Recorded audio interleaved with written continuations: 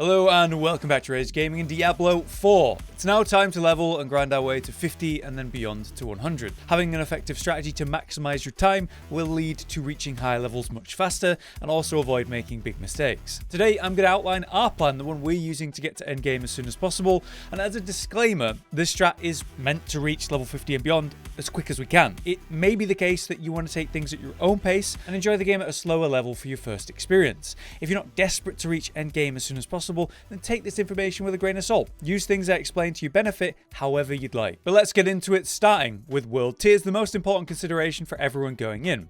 We will originally start with a choice of world tier 1 or 2, which has a slight increased difficulty in exchange for, most importantly, the 20% increased XP. The fact is, we're all going to be doing campaign missions, as our goal is to complete the campaign as fast as possible. The campaign missions are often bloated with NPC dialogue and longer dungeon and boss experiences, which makes them not exactly the best way to gain raw XP, but we don't have a choice. We have to do them. It's tied to vital unlocks and required to enter world tier 3. There's no getting around it. So the fastest way to progress through it is more than likely world tier 1, where things are much easier to blast through. We will intentionally use world tier 2 at certain times though to benefit from its increased XP, which I will explain. For further reasoning as to why world tier 1 is a good idea though, consider enemy damage at later levels. You may be intentionally speccing into more utility or defense based options to handle the challenge, compared to just having a build that's max pumping DPS for speed. The reward of the increased 20% XP from veteran difficulty isn't actually really worth 20% overall though. When we do long campaign quests, we get the big chunk of XP at the end of completing those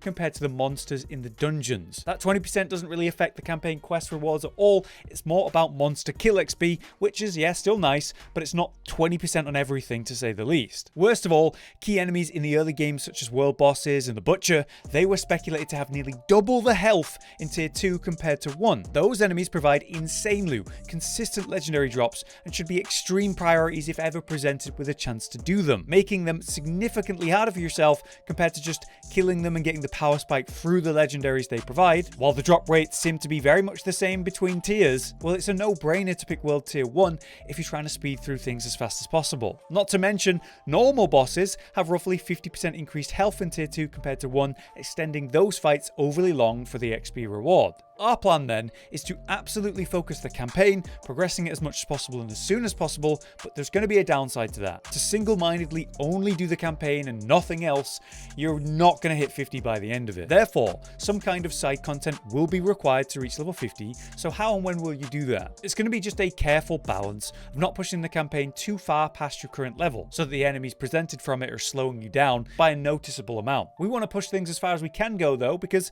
at roughly level 30 in the story, for example, you're going to unlock your first mount, which will be amazing for speeding up the distances between objectives, which we want as soon as we can. Therefore, a great strat seems to be focusing the campaign as much as you can get away with. Then do effective chunks of side content, catch your level up to the campaign level somewhat. This is ideally done in combination with world tier 2 for the 20% increased XP. Further, whenever you have power spikes from, say, lucky legendary drops, they're likely to change your current build to something that legendary encourages. These power spikes should feel obvious, to the point where you're absolutely stomping, and so it's time to benefit from the extra 20% XP. You could simply farm a dungeon over and over and over, but I much prefer the idea of doing something that also rewards, say, Renown, to double up on that. Now let's talk about solo versus group play, which speedrunners seem to have strong thoughts on. It's said that group play will be much more effective than solo play generally in regards to the big picture goal of reaching level 100. There are some advantages to this. For example, base XP gain from monster kills is still gained individually at full values,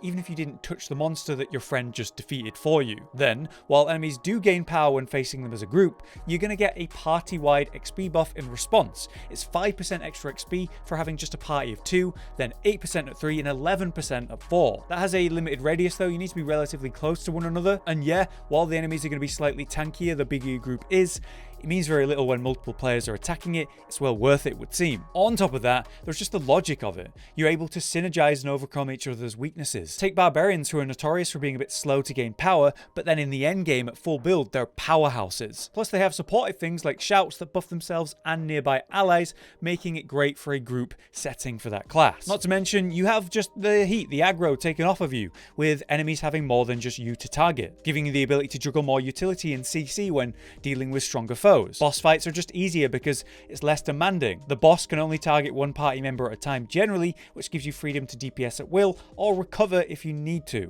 It's not like it's required that you play in a group to maximize your gameplay, but it obviously has benefits that are worth knowing about, and they do want you to be able to solo everything in the game, and that seems likely.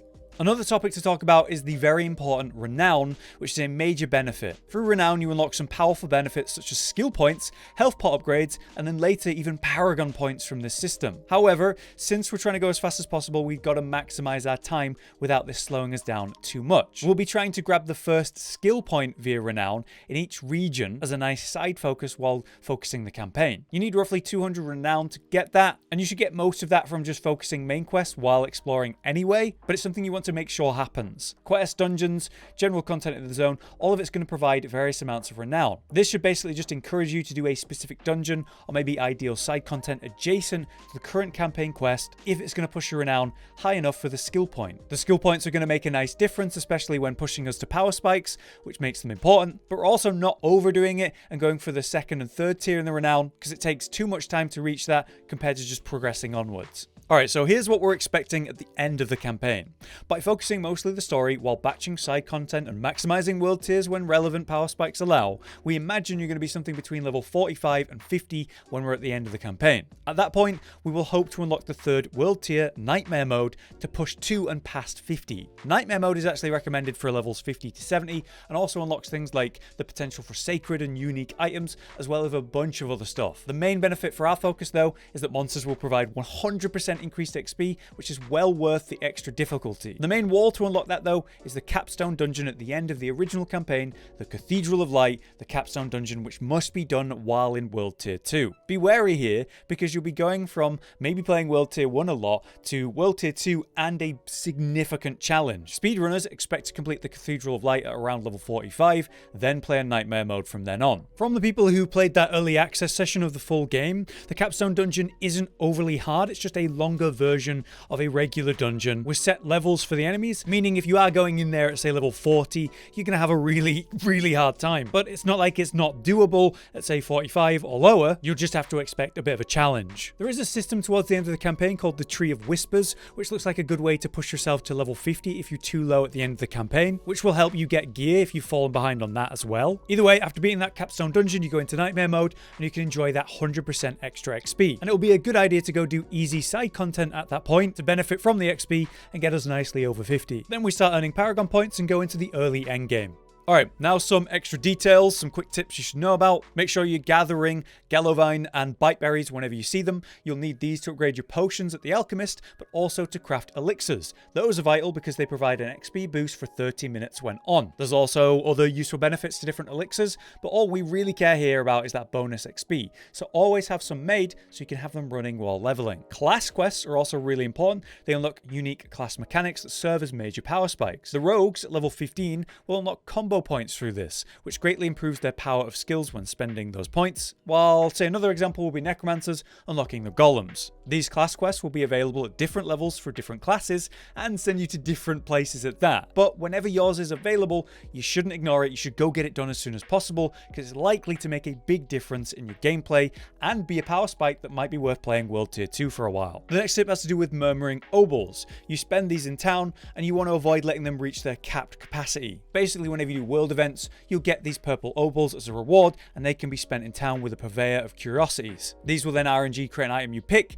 and that has a low chance to be even a legendary or powerful item at least. This could lead to a major power spike while leveling, and that could boost you further in your speed. Generally though, try to have a stock of these obols going into World Tier 3 and then again at 4, because you'll be getting better at items from this trade at that point. And also there's going to be stashes that drop that you can open up at any time and you'll get a bunch of obols in a sort of burst. You can save those as well for right after you've entered Tier 3 for the same reasoning. Ultimately, avoid overcapping, make sure you're using this mechanic, but also stock up in prep for the next world tier when they reward better stuff. So, in conclusion, and a quick recap, the plan is to use World Tier 1 until we get a power spike via specific level unlocks, be that powerful skills or unique class mechanics or otherwise. Maybe you get an aspect from a dungeon in your region if possible, or simply a lucky legendary drop that has you change your build to focus on it, and now suddenly you're very powerful. We're looking to maximize the XP of World Tier 2 then, whenever we're on a high, or when packing side content for XP. That could be side quests or dungeon farming, whatever it is to push your level to reach campaign level again, or get ahead. Overall, you should be finishing the campaign at 45 plus if you're mainly focusing it, though the closer we are to 50, the better and easier it will be. And finally, then we will attempt to unlock the Nightmare mode and finish the campaign as soon as possible. But once you make it through that, you'll be in Nightmare mode and working on 50 plus at that point.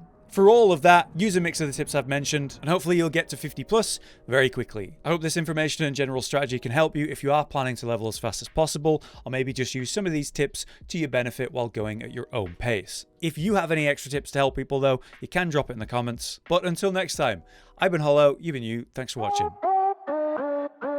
Josh, Cotton, and Hollow with the videos, dropping the humor like a hammer on your tippy toes, bringing entertainment on a daily arrangement to take our insanity and turn it into entertainment. Yes, I said entertainment twice, to reiterate that it is nice to look into your faces on a mostly daily basis when you let us in your homes to make the whole world a stage.